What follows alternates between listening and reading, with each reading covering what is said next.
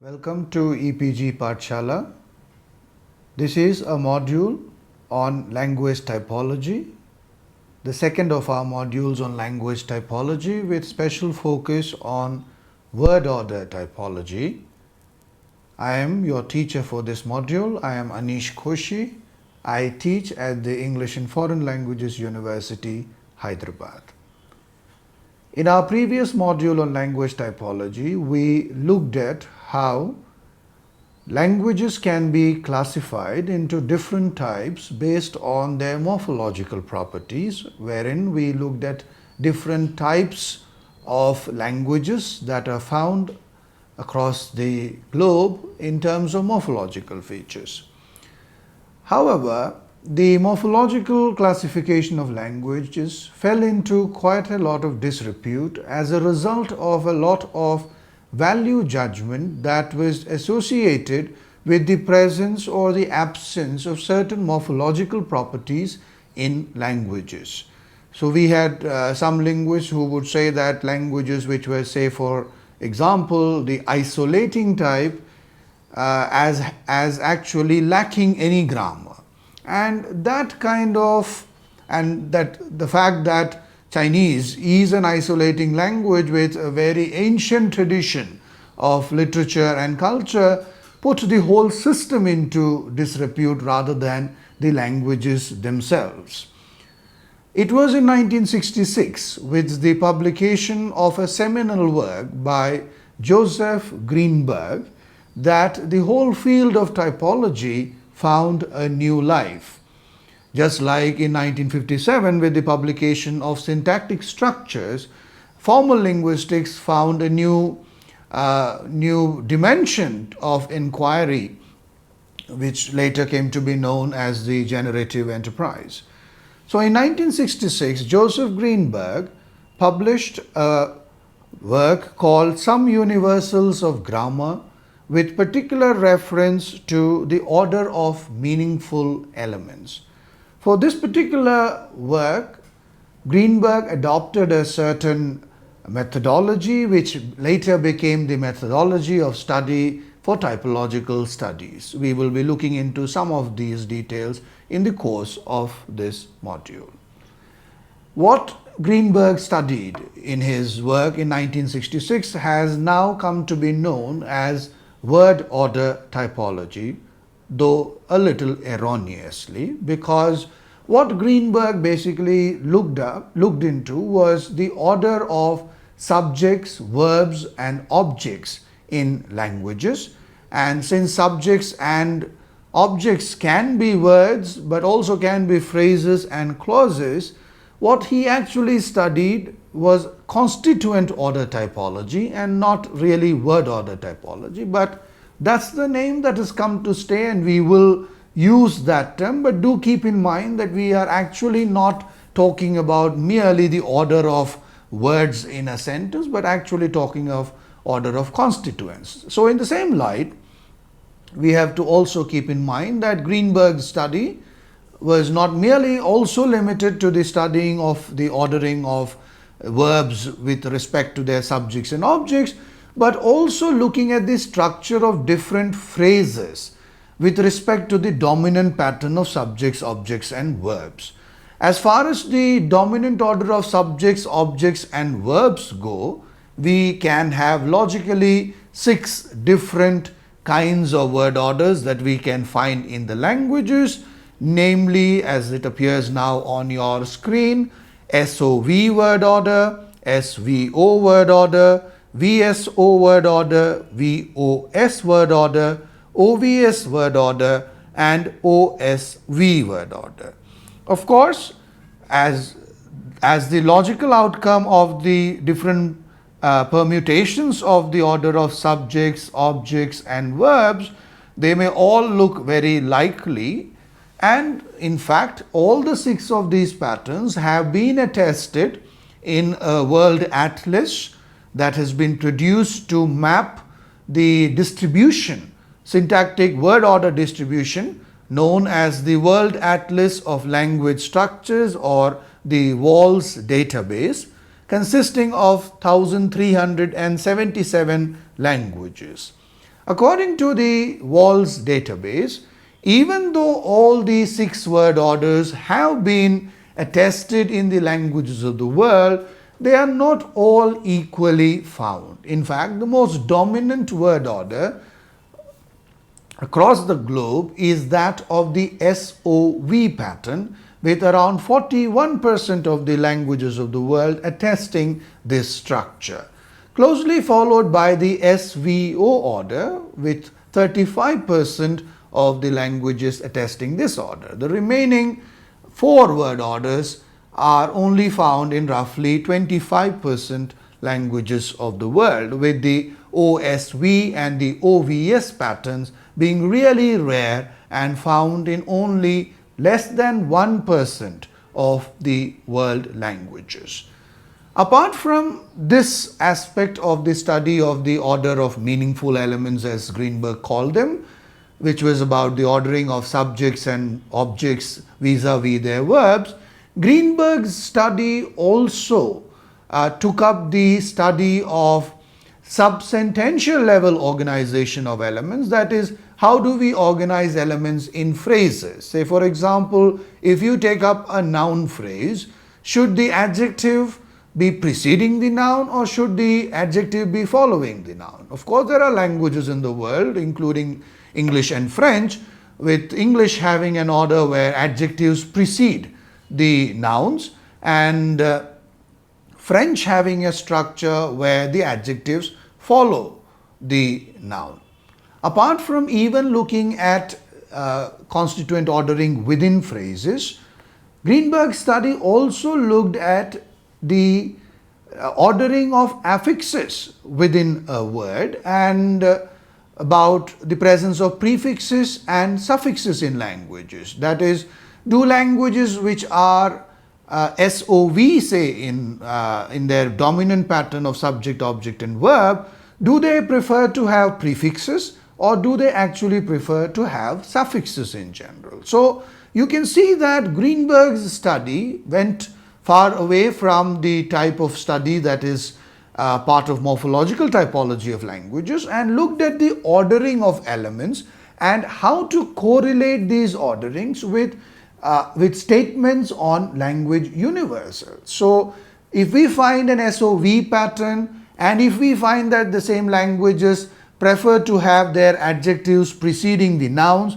but also preferring to have more suffixes than prefixes, are there generalizations of universal nature that we can come up with when discussing languages? So these are the broader areas in which Greenberg's contribution has been acknowledged today, and linguists today working in the typological framework, quite different from those working in the generative framework, accept some of the postulations of the methodology of study that Greenberg adopted as important for the study of languages. One of which is, of course, that while in Chomskyan linguistics, each language is looked upon as an instantiation of universal grammar, and thus it is possible that a linguist may study one language in great depth and detail and be able to make postulations on the universals of language.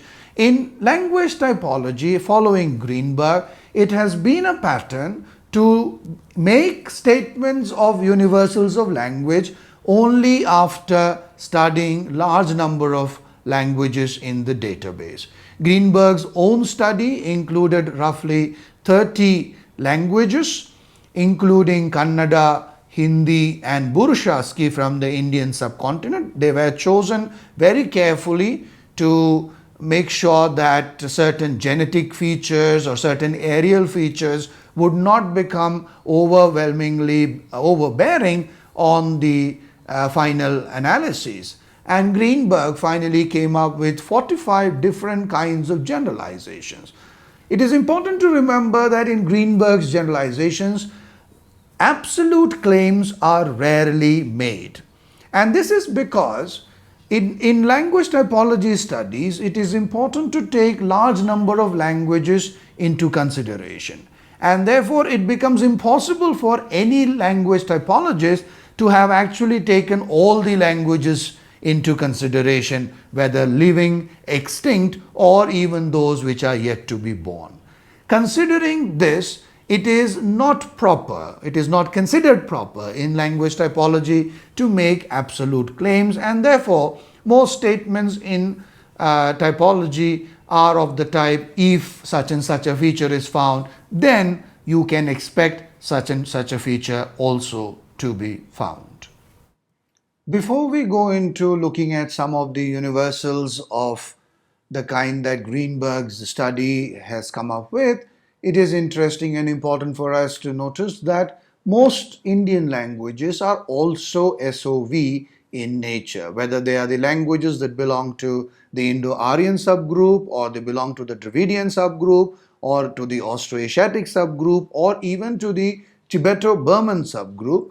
Most languages found in the subcontinent are actually SOV in pattern. We have a few languages with a dominant SVO pattern, including Kashmiri in the Indo-Aryan subgroup, and also Khasi, Panar, and the other Khasian languages of the Mon Khmer subgroup, which are SVO in pattern.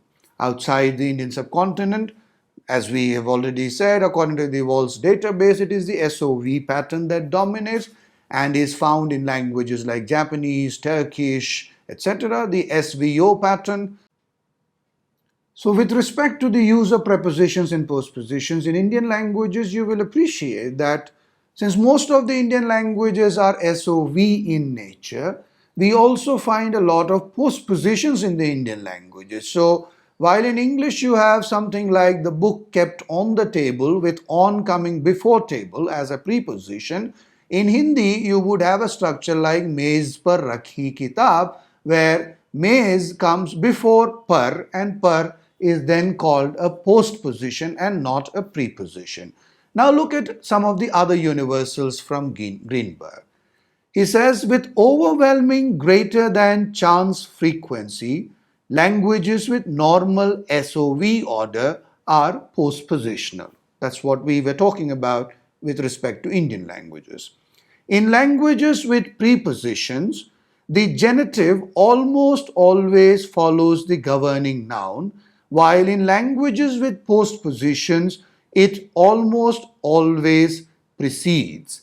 If a language has dominant SOV order and the genitive follows the governing noun, then the adjective likewise follows the noun. What you see in these last two correlations is that Greenberg draws some kind of a correlation between the order of genitives, adjectives, and the dominant word order pattern. What these postulations say is that when a language is dominantly SVO, we expect that the genitives will follow the noun. We expect that the adjectives will follow the noun. Of course, English is an exception to this because English has its genitives preceding the noun, English has its adjectives preceding the noun, yet is dominantly SVO.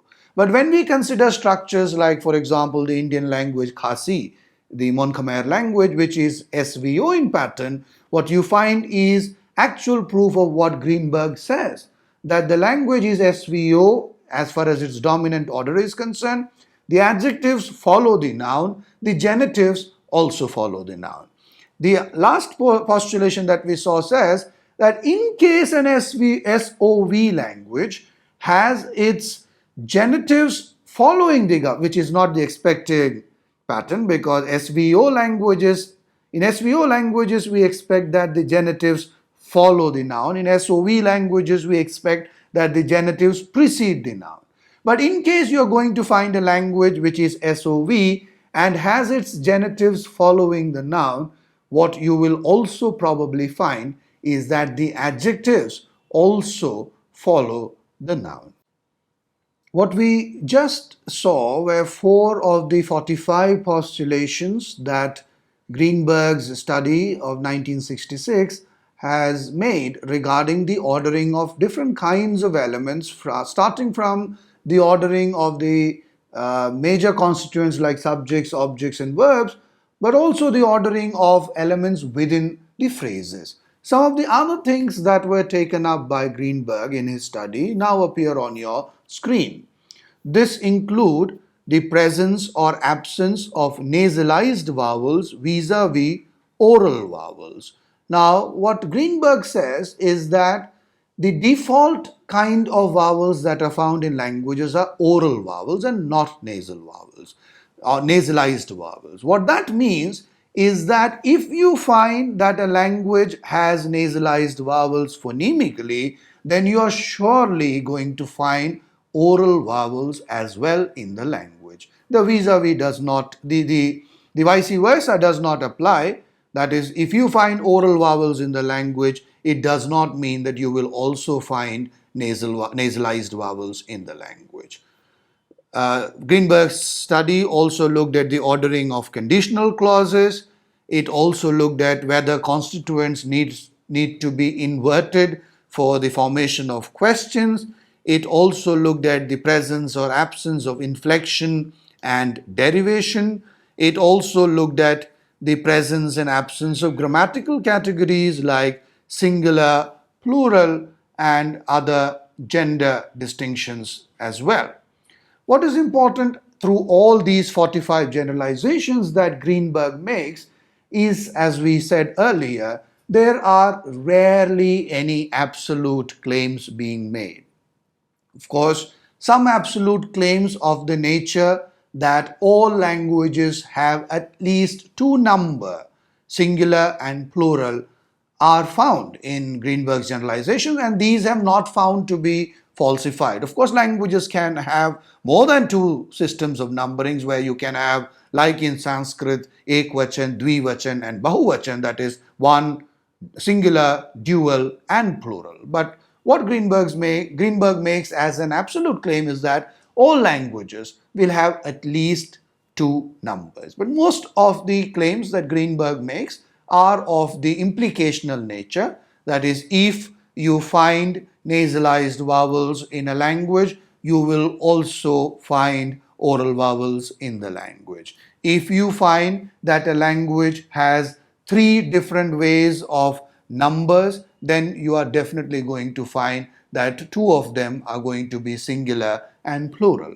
If you are going to find that a language is dominantly SOV, then you are more likely to find that the language has postpositions and not prepositions. So these are the kind of implicational universals that Greenberg has come up with very few absolute claims being made. Now we will look at the diachronic aspects of typology, that is, trying to understand typology from a historical perspective. Now, what you have seen in most of our discussion till now on language typology is a synchronic description of language. That is, you take multiple languages as they exist in the present, try to compare their structures, try to look at the ordering of different elements, but we rarely made any comments on the diachronic aspects of language. And it was probably because of that for most part of the 20th century, historical linguists thought that typology was of no use to them because it did not help them in any kind of genetic classification of languages. Well, with the coming of structuralism and the synchronic and diachronic distinction of the study of language, a little bit of typology was taken up in diachronic study of languages, and it made its own kind of contribution to the historical study of languages, and that is what we will now look into in more detail. Typologically similar languages need not be genetically related, but genetically related languages are expected to be typologically similar. And this is where typology comes in from a historical perspective for languages. So when we talk about a language family, we generally expect that most languages in the family must have similar structures.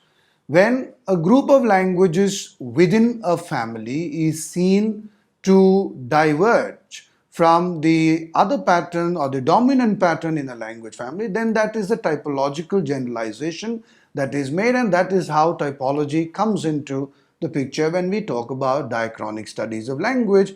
and this is how we establish subgroups within a language family. Now, diachronic changes in a language can be understood in terms of the theory of markedness. What the theory of markedness says is that things which are considered normal, things which are acquired most easily, things which are generally lost in the case of language impairment, are the things that we would usually think are the unmarked features of a language. Now, in terms of the structure of a language, how do we know what are unmarked and what are marked features of a language? This is possible only by doing a synchronic study of languages, as typology does.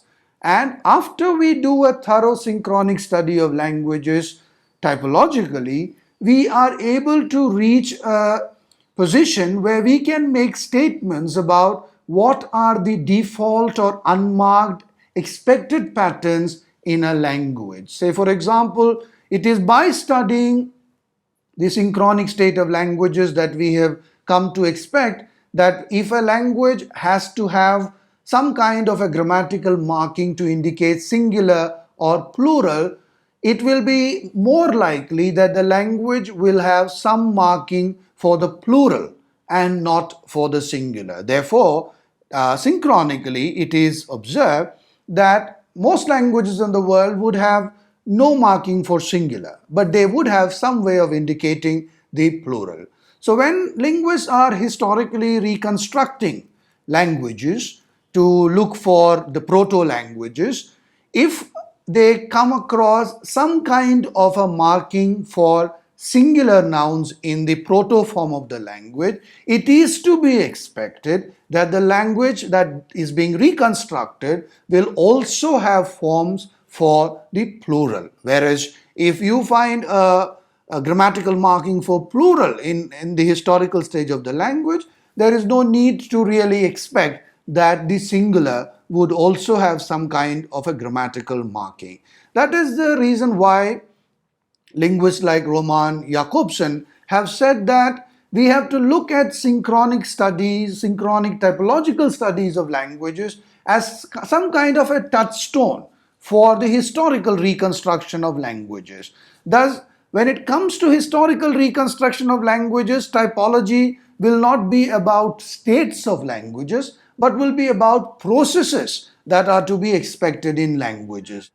In synchronic study of languages, we may find that we are talking about the state of different languages at a given point of time.